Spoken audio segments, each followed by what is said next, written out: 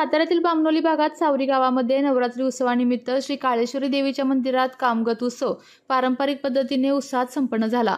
या भागात कामगत उत्सवाची परंपरा पिढ्यानपिढ्या सुरू असून ग्रामस्थांच्या मोठ्या सहभागातून हा सोहळा दरवर्षी साजरा केला जातो। पारंपरिक वाद्यांच्या गजरात नृत्य गान करत गावकरी देवीला अभिषेक अर्पण करून भक्तिभावाने हा उत्सव साजरा करताना दिसले। नवरात्रीत दरवर्षीप्रमाणे यंदाही झालेल्या या उत्सवामुळे सावरी गावात आनंद आणि एकोपा यांचे दर्शन घडले।